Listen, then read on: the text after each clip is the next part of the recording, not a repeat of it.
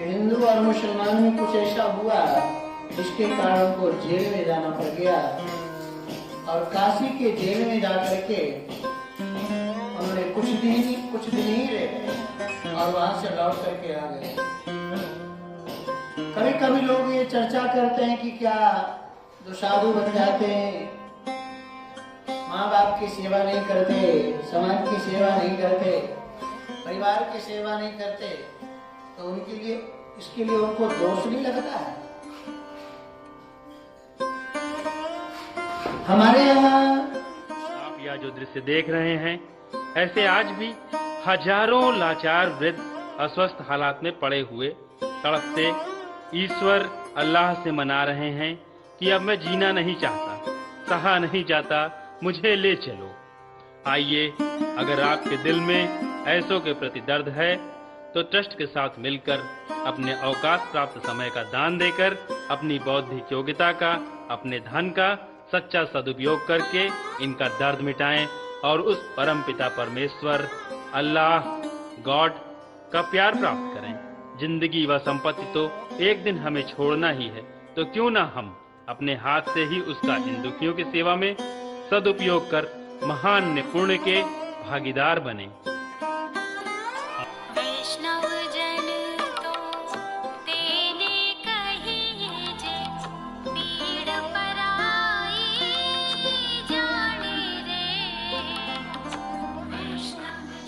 आप अपनी अच्छी रखेंगे तो लोग आपको अच्छे लगेंगे, फिर नियत अच्छी रखेंगे।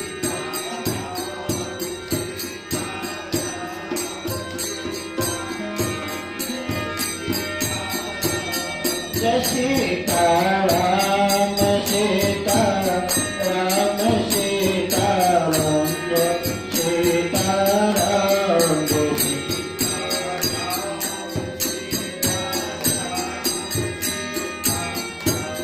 बोले शिवाजी महाराज की, श्री सीताराम महाराज की।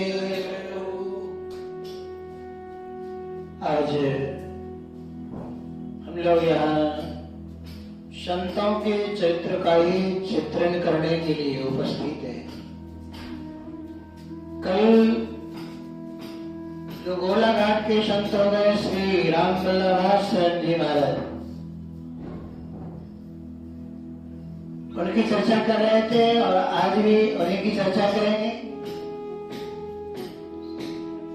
आप जिनको खोज रहे थे महाराज जी, धन्यवाद के पात्र है कि संतों की सेवा करते रहते हैं, इनसे सब व्यवस्था भी करते हैं और संतों के जो भी अस्वस्थ संत हो उनकी सेवा में लगे रहते हैं।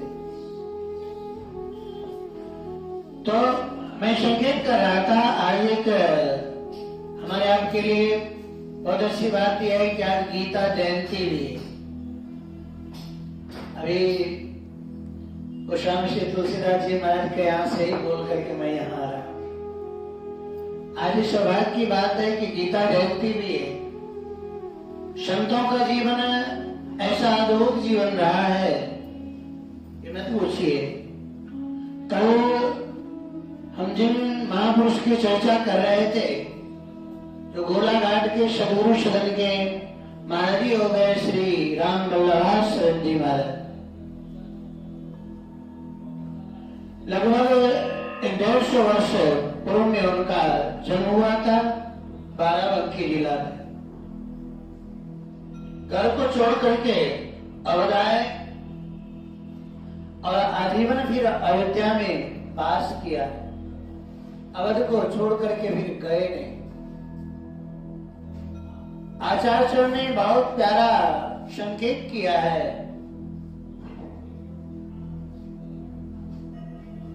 महाराज श्री जब अयोध्या जी में गोलाघाट में रहने लगे तो कल उनका एक चरित्र हम आपके सामने रखे थे कि हिंदू और मुसलमान में कुछ ऐसा हुआ जिसके कारण उनको जेल में जाना पड़ गया और काशी के जेल में जाकर के उन्होंने कुछ दिन ही रहे और वहां से लौट करके आ गए। कभी कभी लोग ये चर्चा करते हैं कि क्या हमारे यहाँ शास्त्रों में जो वर्णन है उसके आधार पर यदि मैं बताऊं तो आपको आश्चर्य लगेगा। एक समान धर्म होता है और एक विशेष धर्म होता है। सामान्य धर्म को छोड़ करके कोई विशेष धर्म को पकड़ लेता है तो उनको कोई दोष नहीं लगता है। समान धर्म क्या है? हमारे यहाँ शास्त्रों में माता पिता की सेवा करना, समाज की सेवा करना, प्यार लगवा देना, धर्मशाला बनवा देना, ये जितने भी जो कुछ समान धर्म में आता है। इसलिए तो भगवान श्री कृष्ण ने गीता में कहा कि सर्वधर्मान परित्यज्य, सारे धर्मों को परित्याग करके तुम मेरे शरण में आया। गजब की बात है। गीता उस समय की है जब ये युद्ध के मध्य भूमि से गीता निकल रही है। दोनों ओर सेना खड़े थे युद्ध करने के लिए और उसके बीच से जो 700 श्लोक वाली श्रीमद् भगवद गीता है गजब की है। 574 श्लोक भगवान श्री कृष्ण ने कहा है गीता में। 84 श्लोक अर्जुन के मुख से निसृत है। 32 श्लोक संजय के मुख से निकला है। 9 श्लोक दुर्योधन के मुख से निकला है और 1 श्लोक धृतराष्ट्र ने कहा है, जो श्रीमद् भगवद गीता के सबसे प्रथम श्लोक है। धर्मक्षत्रे कुरुक्षेत्रे समयुतायोत्सव मामका पांडवाश्चैव किम कुर्वत संजय। ये कह रहे हैं धर्मक्षेत्रे कुरुक्षेत्रे। जरा कल्पना करिए, कोई युद्ध में धर्म की बात करेगा? युद्ध में तो केवल मारने काटने की बातें होती है। मारा जाता है, काटा जाता है, एक दूसरे के दुश्मन बनते हैं। लेकिन धन्य है भारत की भूमि, ये युद्ध क्षेत्र में, युद्ध में भी धर्म का उद्देश्य होता है। और ये वो गीता है जो सारे दुनिया के लोगों के दिल और दिमाग में छाए हुए। कोर्ट में काम आए, ये गीता काम आती है। हमारे यहाँ विद्वानों के बीच में जो प्रस्थान त्रय है, उसमें गीता एक अंग को लेकर के चलती है। ये वो गीता है। और उसमें जो धृतराष्ट्र है, गोस्वामी ने लिखा है बैर अंध। बैर जो होता है अंधा होता है और धृतराष्ट्र भी अंधे हैं। और ये गीता धृतराष्ट्र के द्वारा ही मुख से ही सबसे प्रथम श्लोक है। धर्म क्षेत्रे कुरुक्षेत्रे। धर्म क्षेत्र में और कुरुक्षेत्र में एक संत कहा करते थे कि क्षेत्रे क्षेत्रे धर्मम कुरु। आप जहां भी जाइए, जिस क्षेत्र में जाइए, वहां धर्म करिए। गीता का मुख्य उद्देश्य है। लेकिन भगवान कृष्ण ने जो अर्जुन को उपदेश दिया गीता के 18वें अध्याय में जाकर के, वो बहुत प्यारा उपदेश है। भगवान कृष्ण कहते हैं, अर्जुन तुम सारे धर्मों को परित्याग करके और मेरे शरण में आ जाओ। सर्वधर्मान परित्यज्य। सारा धर्म क्या है? धर्म को समझना बहुत कठिन काम है। धर्म क्या है, धर्म की व्याख्या करना मुश्किल बढ़ जाता है। हम लोग भोजन करते हैं, ये भी धर्म है। वस्त्र पहनते हैं, ये भी धर्म है। अपनी माँ को माँ के रूप में स्वीकार करते हैं, ये भी धर्म है। अपने पिता को पिता कहते हैं, ये भी धर्म है। और देखा जाए तो अर्जुन ने क्या छोड़ा था? कुछ तो नहीं छोड़ा। तो क्या भगवान कृष्ण अर्जुन को स्वीकार नहीं किए? यहाँ जो परित्यज्य शब्द है श्रीमद् भगवद गीता में, वो बहुत प्यारा शब्द है। हमारे यहाँ शास्त्रों में आचार्यों ने 2 अर्थ किया। परित्यज्य शब्द का एक अर्थ है त्याग करना। जो अद्वैतवाद में अद्वैतवाद के जो आचार्य लोग हुए, जैसे संन्यास शब्द है, तो संन्यास शब्द का अर्थ होता है सम्यक प्रकारेण न्यासेन त्यागेन। जो सब कुछ को परित्याग कर दिया जाए उसको कहते संन्यास। जो अपने शिखा सूत्र को भी परित्याग कर देते हैं उनको कहते हैं संन्यास। लेकिन हमारे यहाँ वैष्णवाचार्यों ने संन्यास शब्द का अर्थ बदल दिया। हमारे वैष्णवाचार्यों ने कहा संन्यास मतलब सम्यक प्रकारेण समर्पणेन, हमारे आप के जितने कर्म धर्म हैं सब परमात्मा को समर्पित कर दे, वही धर्म की व्याख्या है। लेकिन एक आज मुश्किल है, हम लोग कभी कभी धर्म की व्याख्या अपनी बुद्धि के अनुकूल, अपनी सरलता के अनुकूल, अपने मनोनुकूल कर ले जाते हैं। आप जैसे देखेंगे तो आपको आश्चर्य लगेगा। ये हमारा रामचरित मानस में 4 व्यक्ति है जो धर्म की व्याख्या करते हैं लेकिन जीवन में क्रियान्वित नहीं करते। और मैं तो प्राय कहा करता हूँ, मंच मिल जाए, माइक मिल जाए तो व्याख्या करना कोई कठिन काम नहीं है, कोई भी बोल सकता है, लेकिन उसको जीवन में क्रियान्वित करना मुश्किल पड़ता है। संतों के जीवन में विशेषता होती है कि वो जो कहते हैं वो करते हैं, दूसरे को नाम जाप करने का उपदेश देते हैं क्योंकि पहले स्वयं करते हैं। तो ये करना और कहना मुश्किल, कहना और जीवन में क्रियान्वित करना, उतारना मुश्किल होता है। जैसे आप देखिए तो रामचरितमानस में 4 व्यक्ति है जो धर्म की व्याख्या तो आसानी से करते हैं लेकिन जीवन में क्रियान्वित नहीं करते। उसमें एक तो है सुपनखा, दूसरे में है महारानी कैकेयी, तीसरे में बाली और चौथे में रावण। ये चारों व्यक्ति रामचरितमानस में धर्म की ऐसी व्याख्या करते हैं कि मत पूछिए, लेकिन इन लोगों के जीवन में है नहीं।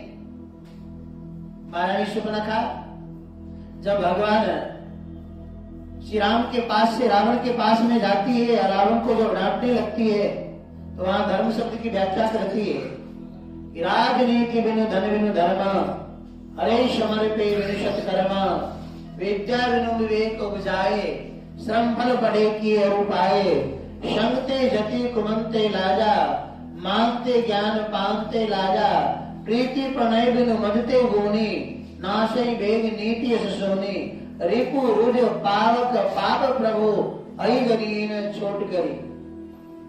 इतना लंबा व्याख्या है कि एक एक शब्द की व्याख्या किया जाए तो घंटों लगेगा। सुपनखा का शब्द है, लेकिन सुपनखा के जीवन में देखा जाए तो धरातल पर उनके जीवन में कुछ भी नहीं है।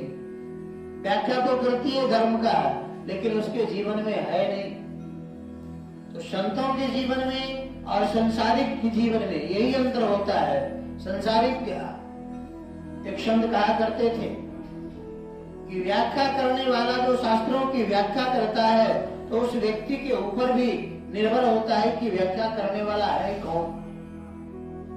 यदि कोई गृहस्थ आश्रम में रहने वाला व्यक्ति धर्म की व्याख्या करता है और एक विरक्त आश्रम में रहने वाला व्यक्ति धर्म की व्याख्या करता है तो दोनों की व्याख्या में अंतर पड़ जाता है। शास्त्र तो वही है लेकिन उसका जो भाव है, उसका जो पक्ष होता है वो कहने में और सुनने में अंतर पड़ता है। वैसे देखा जाए तो ये महारानी सुपनखा जो धर्म की व्याख्या करती है इनके जीवन में कुछ नहीं है। बाली धर्म की व्याख्या तो करने लगा लेकिन उसके जीवन में देखा जाए तो भगवान श्री राम जब बाली को बाण मारे और बाली गिर गया तो बाली ने कहा भगवान श्री राम से कि महाराज धर्म हेतु अवतरे गोसाई। बाली ने कहा महाराज हमने तो सुना है कि आपका अवतार धर्म के लिए हुआ है, धर्म की रक्षा के लिए हुआ है, लेकिन आप ये धर्म कर रहे हैं। मैं बैरी सुग्रीव प्यारा, मैं आपको दुश्मन हो गया और सुग्रीव आपको प्यारा हो गया। ये कहाँ का धर्म है? धर्म तो ये कहता है कि सबके साथ समान व्यवहार करना चाहिए। भगवान श्री राम मुस्कुराने लगे। अतः भगवान श्री राम ने जो जवाब दिया बाली को गजब का जवाब है। भगवान श्री राम ने कहा कि बाली तूने अधर्म किया है, मेरा अवतार धर्म की रक्षा के लिए हुआ है, और क्योंकि जितने भी धर्मी है सबको मारने के लिए हुआ है, और तुमने अधर्म तो किया ही है। अनुज वधु भगनी सुत नारी सुनुसट कन्या समेचारी, इन्हीं को दृष्टि के लोग जोई, ताई बदे कसो पाप न होई। तो भगवान श्री राम के सामने में बाली धर्म की व्याख्या करता है, लेकिन उसके जीवन में नहीं है। महारानी कैकेयी ने कहा भगवान श्री राम से, धर्म की जो व्याख्या करती है कैकेयी, उसकी व्याख्या अलग है। महारानी कैकेयी कहती है कि धर्म के 4 चरण होता है, सत्य, तप, दया और दान। महाराज दशरथ जी के सामने में ये चारों शब्द रखा।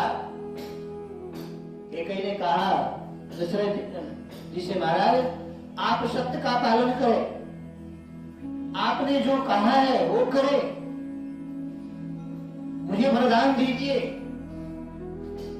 और आप अपने पुत्र को वनवास जंगल में भेज दीजिए। आपका बेटा तप करेगा तो धर्म के दूसरे चरण का पालन होगा, और मैं अबला हूं, मेरे ऊपर दया करिए, और ये अयोध्या के राज्य को दान कर दीजिए। ये व्याख्या महारानी कैकेयी कर रही है। क्यों? कैकेयी अपने मन अनुकूल व्याख्या कर रही है धर्म की। कभी कभी हम लोग भी धर्म की व्याख्या अपने अनुकूल करते हैं, अपनी सहजता के लिए करते हैं।